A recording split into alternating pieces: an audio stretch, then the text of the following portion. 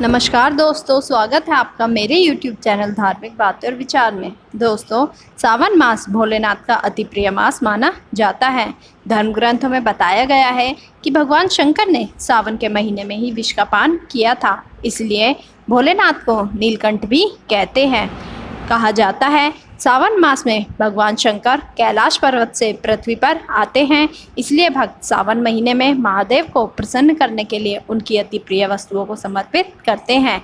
इस प्रकार यदि सावन मास में जो शिव भक्त भोलेनाथ को अत्यधिक प्रिय ये 5 पौधे लगाएगा, भगवान भोलेनाथ अत्यधिक प्रसन्न होंगे और उन पर विशेष कृपा बरसाएंगे। दोस्तों, सावन महीने में इन पौधों को लगाने से धन धान्य की प्राप्ति होगी, साक्षात कुबेर का आपके घर में वास होगा, क्योंकि कुबेर भगवान भोलेनाथ के अधीनस्थ ही काम करते हैं और जो शिव भक्त भगवान भोलेनाथ को प्रसन्न करता है, कुबेर भगवान उनसे स्वयं ही प्रसन्न हो जाते हैं और विशेष आशीर्वाद प्रदान करते हैं।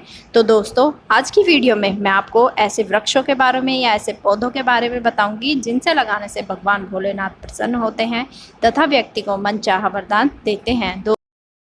दोस्तों, इसमें पहला पौधा आता है बेलपत्र का। बेलपत्र का पौधा भगवान शिव को अत्यधिक प्रिय होता है। कहते हैं कि जो भी भक्त सावन के सोमवार या पूरे सावन भगवान भोलेनाथ को बेलपत्र चढ़ाता है, भगवान उसकी सारी इच्छाएं पूरी करके उसे आशीर्वाद प्रदान करते हैं तथा उसकी सारी मनोकामनाएं पूर्ण करते हैं। दोस्तों, ये भी कहा जाता है कि यदि कोई व्यक्ति जीवन में एक भी बार भगवान भोलेनाथ को बेलपत्र समर्पित कर दे तो उसके जीवन के सारे कष्ट दूर हो जाते हैं तथा उसे मोक्ष की प्राप्ति हो जाती है और वह भगवान भोलेनाथ की शरण में चला जाता है। दोस्तों, इसके साथ साथ ये भी कहा जाता है कि अगर किसी पे कर्ज है तो वो अपने घर में बेलपत्र का पौधा लगा के नित्य अगर उसे सींचता है तो उसे कर्ज मुक्ति मिलती है तथा उसके घर में धन धान्य की कोई कमी नहीं होती। दोस्तों, अगला पौधा है हमारा शमी का पौधा।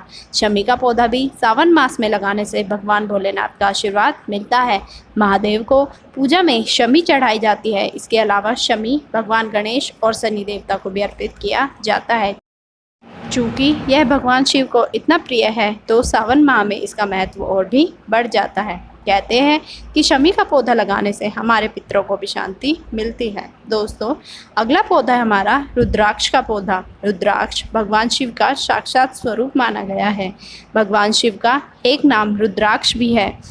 कहते हैं यदि रुद्राक्ष के पौधे को कोई भी सावन माह में अपने घर पे लाके लगाता है तो उसे भगवान भोलेनाथ साक्षात प्रकट होकर आशीर्वाद प्रदान करते हैं तथा उस पर असीम अनुकंपा बनाए रखते हैं। दोस्तों, अगला पौधा है हमारा कनेर का पौधा। कनेर के पौधे के पीले फूल भगवान शिव को बहुत प्रसन्न होते हैं। सावन के महीने में कनेर का पौधा लगाने से निश्चित तौर से भगवान भोले प्रसन्न होते हैं और अपनी कृपा दृष्टि हम पे बनाए रखते हैं। दोस्तों, अगला पौधा है हमारा आंकड़े का पौधा। भगवान भोलेनाथ को आंकड़े या आँख का पौधा बहुत पसंद होता है। सावन महीने में आंकड़े या आँख का पौधा भी काफ़ी फलदायी माना गया है। आंकड़े का पौधा 2 रंगों में होता है, एक नीले रंग में और दूसरा सफ़ेद रंग में। सफ़ेद आंकड़ा दिव्य होता है, भगवान भोलेनाथ को सर्वाधिक ये प्रिय होता है। इसके पुष्प भगवान भोलेनाथ को चढ़ाए जाते हैं।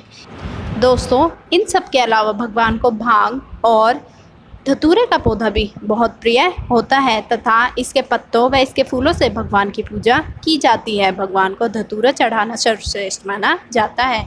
लेकिन दोस्तों, ये कहा जाता है कि इन पौधों को अपने घरों से दूर ही रखना चाहिए, क्योंकि ये पौधे विषरूपी होते हैं तथा इनको घर में से लगाने से सर्प आदि आने की संभावना होती है। तो दोस्तों, ये थे हमारे कुछ पौधे जो हम सावन के महीने में अपने घर पे लगा सकते हैं तथा भोलेनाथ को इनसे प्रसन्न कर सकते हैं।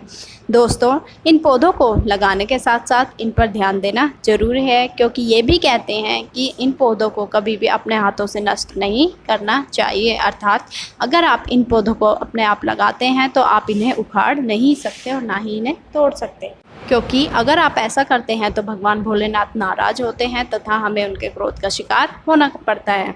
तो दोस्तों, हमें इन पौधों की भरपूर देखभाल करनी चाहिए तथा भगवान भोले को प्रसन्न करने के लिए इन पौधों का पूरा ध्यान रखना चाहिए। आशा करती हूँ आपको मेरी वीडियो पसंद आई होगी, तो इसे लाइक करें, शेयर करें, मेरे चैनल को सब्सक्राइब करें और हाँ, न्यू नोटिफिकेशन के लिए बेल आइकन को दबाना ना भूलें। Thanks for watching.